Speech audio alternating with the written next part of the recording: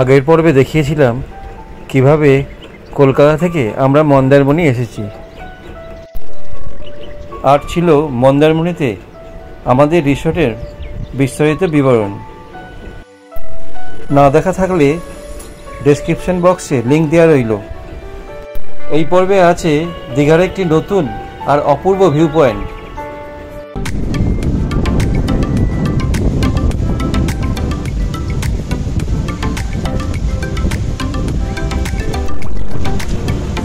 পরের দিন ভোরে মন্দারমণিতে সমুদ্রে এলাম।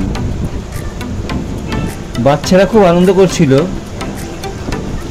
আর এখানে দীঘার মতো অত ঢেউ নেই, কিন্তু ওই যা হয়। আমার সমুদ্র দেখতে সবসময় ভীষণ ভালো লাগে, তাই সবাই মিলে উপভোগ করছিলাম।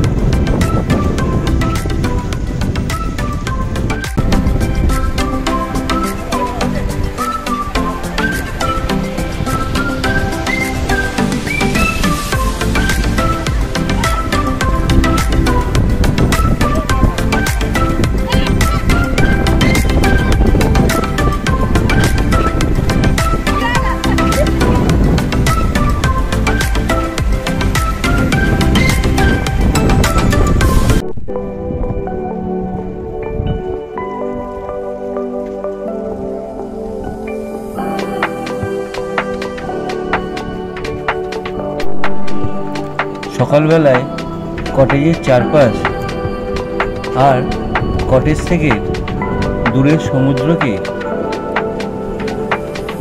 ভীষণ ভালো লাগছিল।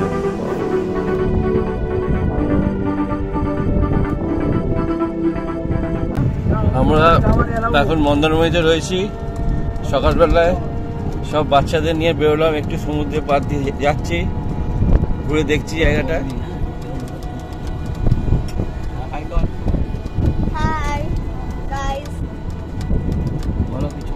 কেমন লাগছে বলো তোমাদের? बहुत मजा आ रहा है, बहुत मजा आ रहा है, बहुत अच्छे से लग रहा है।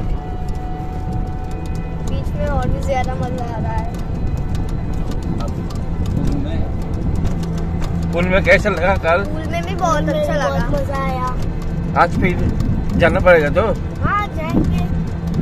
आज ये बंदा का जन्मदिन है, जन्मदिन मुबारक। इसको हैप्पी बर्थडे बोलो। Happy birthday to you, happy birthday to you, happy birthday dear Shayan, happy birthday to you.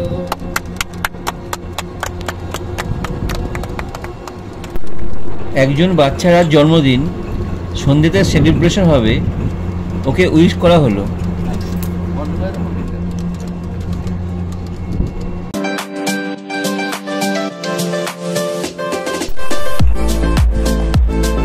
টোটো করে যেতে যেতে মন্দারমণির পাড় ধরে যে বড় বড় রিসোর্টগুলো আছে সেগুলো সব দেখা যাচ্ছে।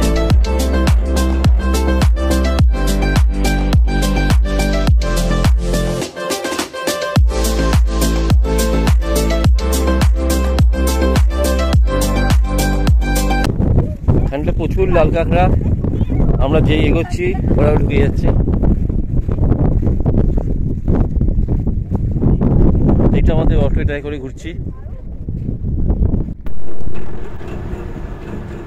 এই জায়গাটা মন্দারমণির সমুদ্র সৈকতের একেবারে শেষ প্রান্ত।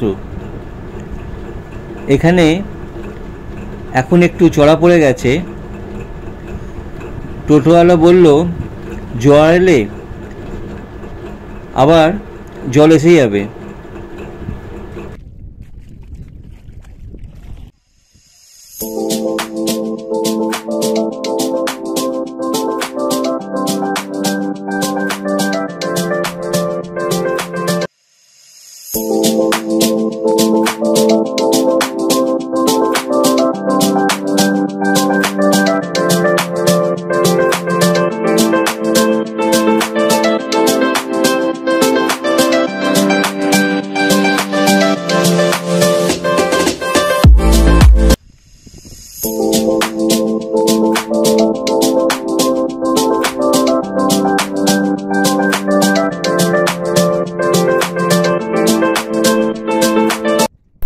কিছুক্ষণ কাটিয়ে আমরা আবার রিসোর্টের দিকে ফিরে চললাম। রিসোর্টে ফেরার পথে বাচ্চারা একটু ব্যাটারি চালিত গাড়ি রাইড করলো। বিচ থেকে ফিরে আমরা রিসোর্টের রেস্টুরেন্টে চলে এলাম। রেস্টুরেন্টটা বেশ বড় আর দেয়ালে বেশ সুন্দর পেন্টিং লাগানো আছে।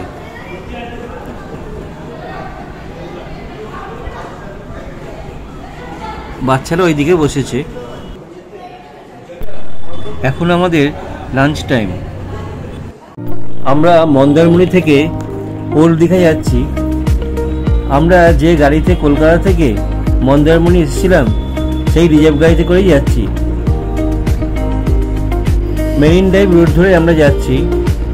কখনো ব্রিজ, কখনো রাস্তার আঁকাবাঁকা মোড় পেরিয়ে আমরা চলেছি।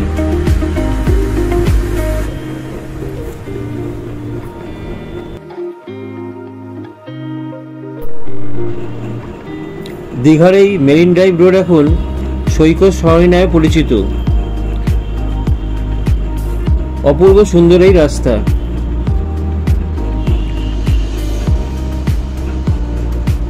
আমরা দুপাশের রাস্তা দেখতে দেখতে চলেছি।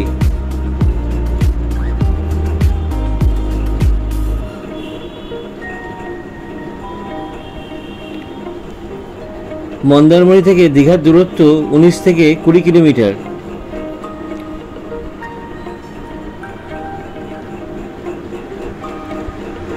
সকলেই খুব হইচই করে চলেছে।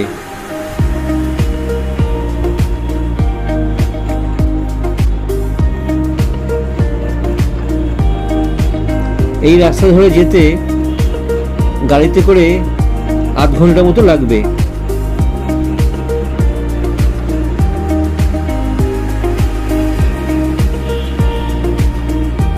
পথে দীঘার বিভিন্ন পর্যটন কেন্দ্র যেমন তাজপুর, শঙ্করপুর, মোহনা এই সমস্তগুলি পড়বে।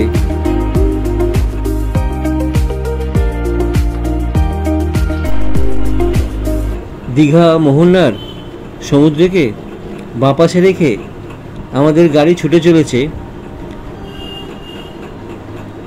অপূর্ব সুন্দর লাগছে এই সমুদ্রকে দেখতে। এখানে চম্পা নদী বঙ্গোপসাগরে এসে মিলেছে। এই অপার সৌন্দর্য দেখতে দেখতে আমরা এগিয়ে চলেছি। আপনারা নিজস্ব গাড়িতে এলে এই রাস্তা দিয়ে যাওয়ার চেষ্টা করবেন, ভীষণ ভালো লাগবে। যদি সম্ভব হয় গাড়ি থামিয়ে এই সৌন্দর্যগুলি উপভোগ করার চেষ্টা করবেন। আমরা তা করতে পারিনি, কারণ আমাদের আবার মন্দারমণি রিসোর্টে ফিরে একটি বাচ্চার বার্থডে সেলিব্রেশন করা আছে।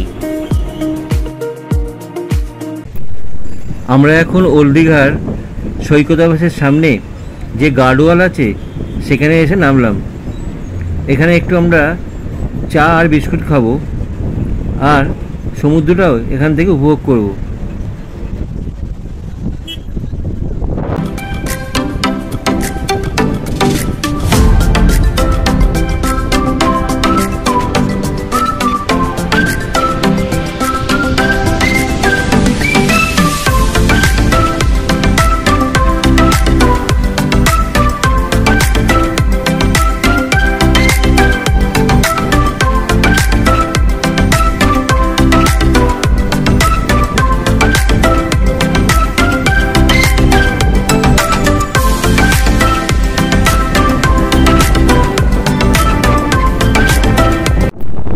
আমরা যেখানে বসেছিলাম তার পাশে এই নতুন ভিউ পয়েন্টটা করা হয়েছে।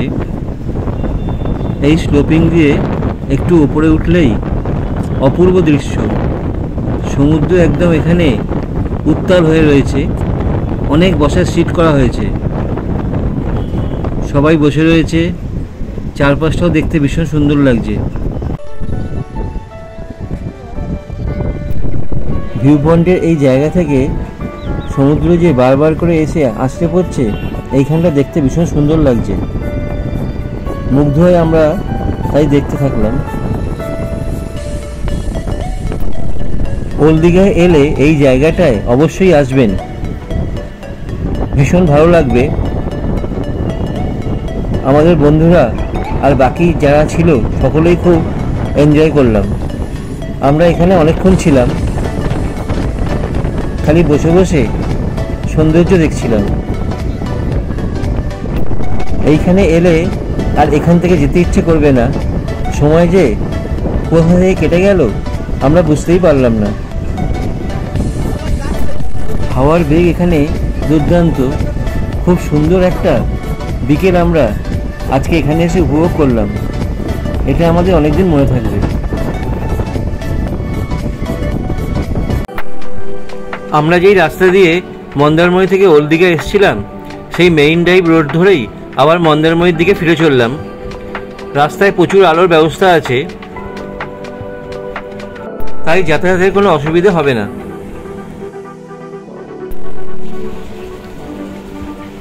সন্ধ্যের আলোতে আমাদের রিসোর্টটা বেশ ভালো লাগছিল। সন্ধ্যেবেলা আমরা সবাই মিলে চিন্টুর ছেলের জন্মদিন পালন করলাম। কেক কাটা হয়েছিল, ক্যান্ডেল জ্বালানো হলো, আর সবাই মিলে ওকে উইশ করলাম। ও খুব খুশি।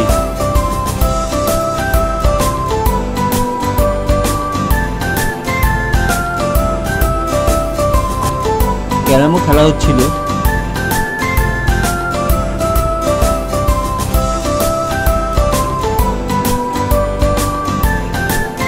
আমরা সকলেই খুব এনজয় করছিলাম।